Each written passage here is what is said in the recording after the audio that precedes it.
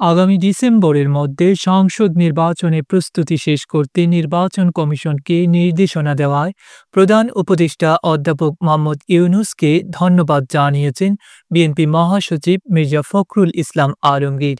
তিনি বলেন, এটা অত্যন্ত ইতিবাচক ব্যাপার। আমরা উদার গণতন্ত্রে বিশ্বাস করি। নির্বাচনের মাধ্যমেই ক্ষমতার পরিবর্তন হবে। সেই নির্বাচিত সরকারই একমাত্র দেশ চালাবে এবং সমস্যাগুলোর সমাধান করবে। বৃহস্পতিবার ১০ জুলাই জাতীয় প্রেসক্লাব মিলনায়তনে জুলাই ছাত্র জনতার অভ্যুত্থানে সাংবাদিকের ভূমিকা শীর্ষক আলোচনা সভা ও শহীদ সাংবাদিক পরিবারের সম্মাননা অনুষ্ঠানে তিনি এসব কথা বলেন। অনুষ্ঠানটির আয়োজন করে বাংলাদেশ ফেডারেল সাংবাদিক ইউনিয়ন বিএফইউজে ও ঢাকা সাংবাদিক ইউনিয়ন ডিইউজে।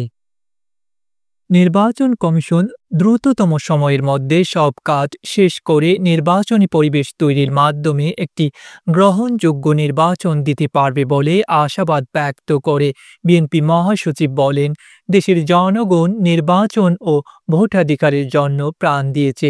আশা করছি নির্বাচন কমিশন এই কাজ খুব দ্রুততার সঙ্গে শেষ করে একটা নির্বাচনের পরিবেশ তৈরি করবেন, যেন এই নির্বাচন অবাধ, নিরপেক্ষ এবং সকলের কাছে গ্রহণযোগ্য হয়। তাহলে নির্বাচন নিয়ে আর কোনো সমস্যা হবে না।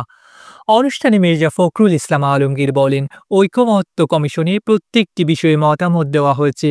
বেশিরভাগ বিষয়ের সঙ্গে বিএনপি একমত হয়েছে। কতগুলো মৌলিক বিষয়ে বিএনপি একমত হতে পারেনি। ভবিষ্যতে সংসদে বিতর্কের মাধ্যমে এই বিষয়ে সিদ্ধান্ত নেওয়া যেতে পারে। বিএনপি সংস্কারে বাধা দিচ্ছে এমন খবর পত্রিকায় এসেছে উল্লেখ করে বিষয়টিকে গুরুত্বের সঙ্গে বিবেচনা করে তার দল ৩ দিন আগে সংবাদ সম্মেলন করেছে বলে জানান বিএনপি মহাসচিব। তিনি বলেন, তাদের জন্ম সংস্কারের জন্য। আজ যদি বলা হয় বিএনপি সংস্কার আটকে দিচ্ছে, তাহলে এটি অন্যায়ভাবে বলা হবে। যুক্তরাষ্ট্র কর্তৃক আরোপিত ট্যারিফের বিষয়টি উল্লেখ করে বিএনপি মহাসচিব বলেন, সরকারের পক্ষ থেকে যোগ্য ব্যক্তিদের দিয়ে যুক্তরাষ্ট্রের সঙ্গে আলোচনা করার দরকার ছিল। এই সময় এখনও পার হয়ে যায়নি।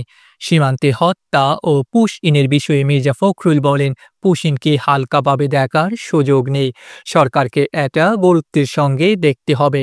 জনমত সৃষ্টি করা দরকার। সরকার যেন ভারতের সঙ্গে দর কষাকষিতে চূড়ান্ত পর্যায়ে যায়। এছাড়া পানির হিস্যার বিষয়টি জোরালোভাবে দেখতে হবে। পানি বন্টনের বিষয়টি নিশ্চিত করতে হবে। গণতান্ত্রিক অধিকার রক্ষায় জাতীয় ঐক্যের প্রয়োজন বলেও জানান মির্জা ফখরুল ইসলাম আলমগীর। ডেস্ক রিপোর্ট, আধুনিক কাগজ।